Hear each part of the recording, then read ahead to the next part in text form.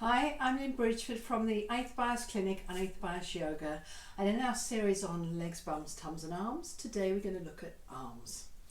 So we're going to look at some very simple movements that you can adapt to use in your day to get strength all the way through your arms. So get comfortable and join us in a moment.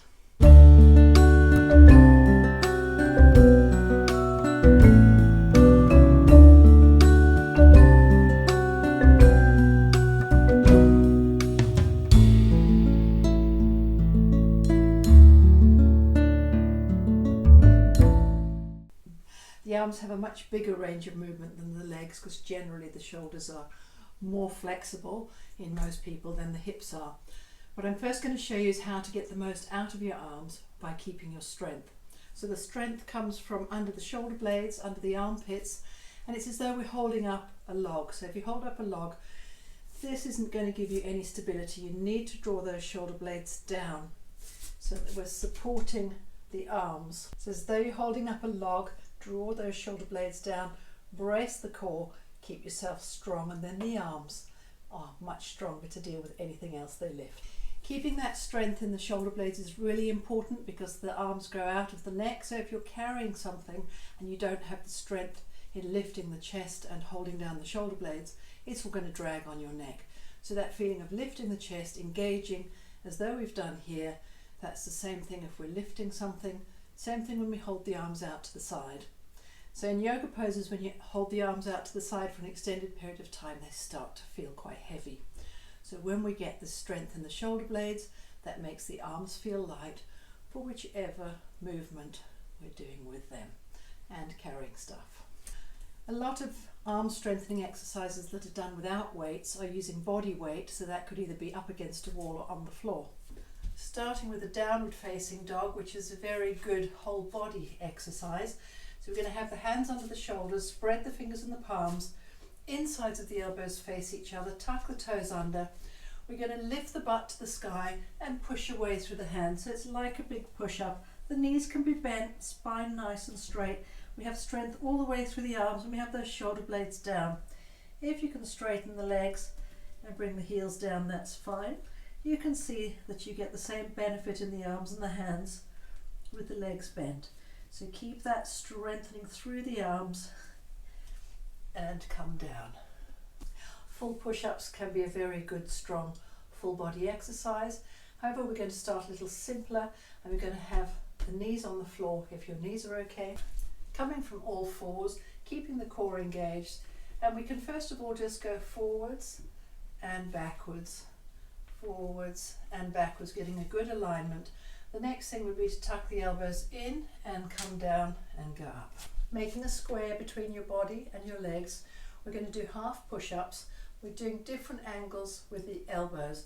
So tucking the elbows in and bringing the chest down and pushing away. So that way, when we come back, we're working the triceps at the back of the arm. When we come down, we're working the biceps. So only go as far as you can. We could just go this far and push back up, or we could go further down, or you can bring the hands forwards and come down, or just find where it works for you. Bringing the arms a little wider and out to the side.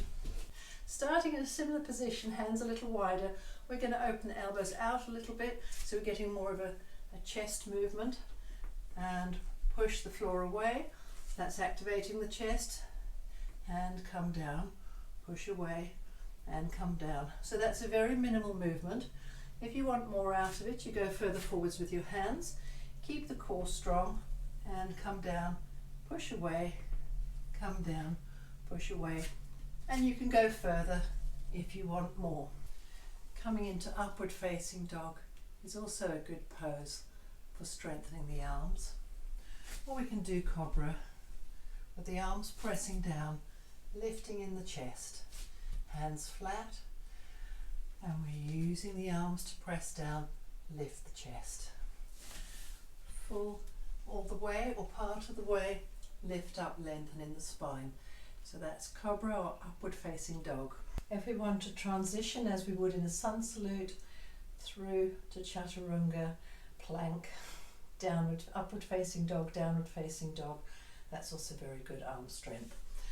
So to modify, we bring the hands forwards on the knees, come down, inhale, press the floor away, lift up to the up dog, push the hands away, bend the knees, tuck the toes under, lift into the down dog, whether you're doing the bent leg version or the straight leg version. To come back down, look forwards, come down through plank, or your knees down and chest down, or you can come straight down.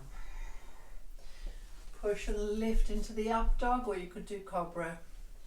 Bend the knees, tuck the toes under, lift to down dog, or you can roll over the toes.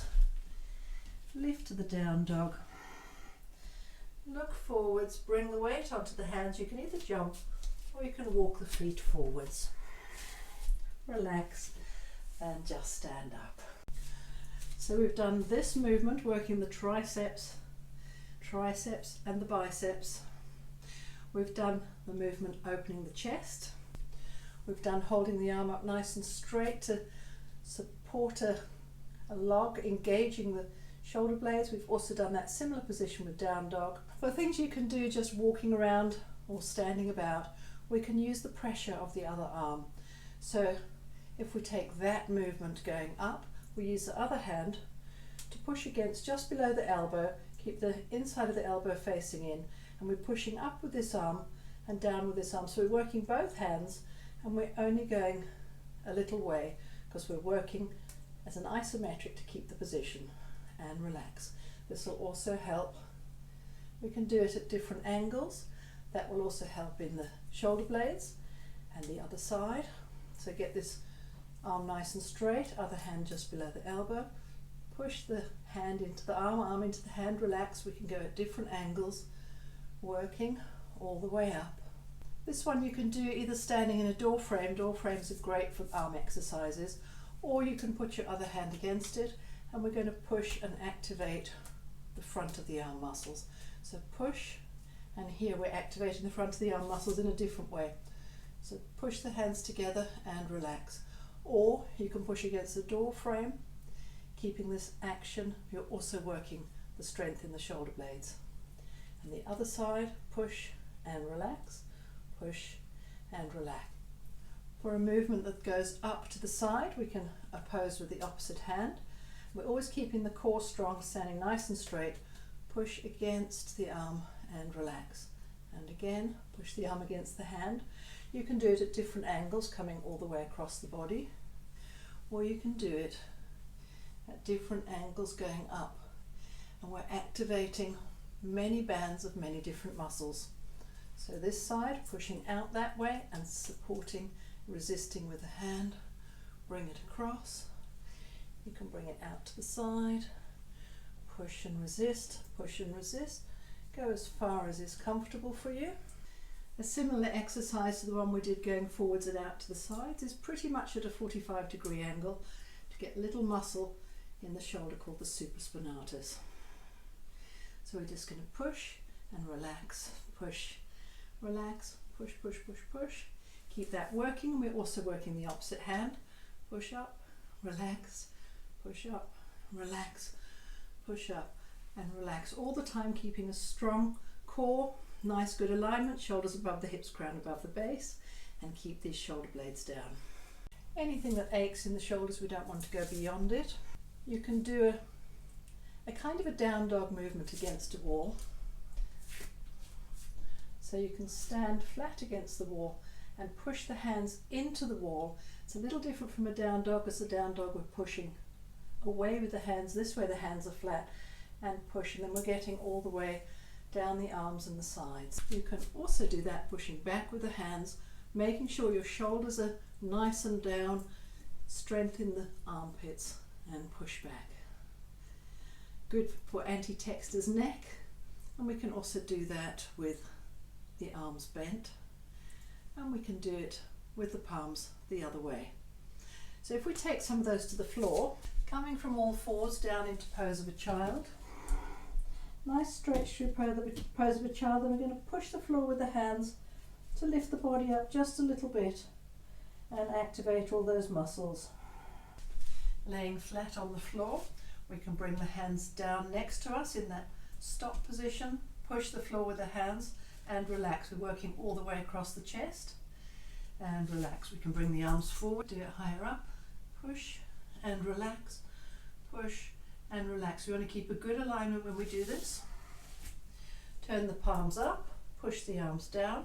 We're activating all the front of the arms, push the arms down, and we're not moving much in the body, we're just activating the arms.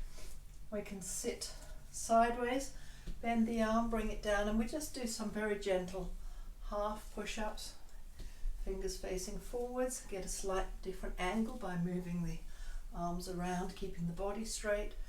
We can turn the fingers the other way, so you're getting a different stretch and a different activation. Obviously for some people this isn't strong enough, in which case you'd want to be doing things with your full body weight. So on the other side, hand beside you, you can bend the elbow, push the floor away, get that activation, keep the spine in a good alignment, bringing the hand a little bit forwards. You can just push and stay on the floor, or you can bounce up a little. Make sure you keep your joints nice. You can turn the hand. Semi-reclining, we've got some good triceps activations. Fingers facing forwards, tuck the elbows in and push the floor away and go back. So we're stretching and activating. Again, you can get a different angle by turning the hands, but the main trapezius muscle is straight back. So we're using a little bit of body weight, it's not going to be a lot. A side plank exercise can be a really good strong exercise for the arm if you're strong enough for that.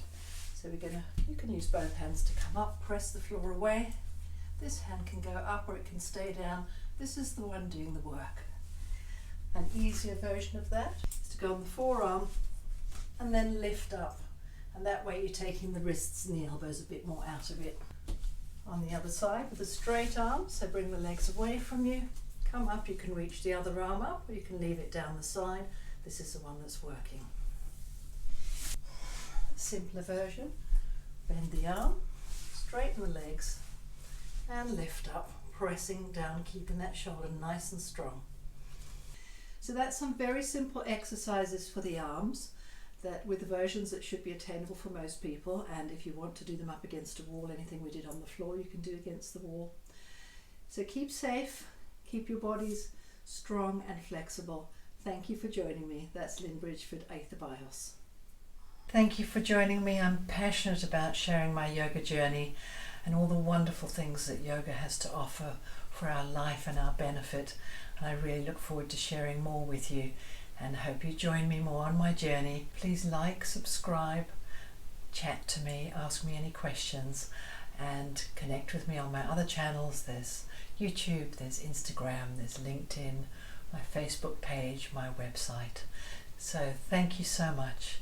That's Lynn Bridgford, Aether Bios Yoga.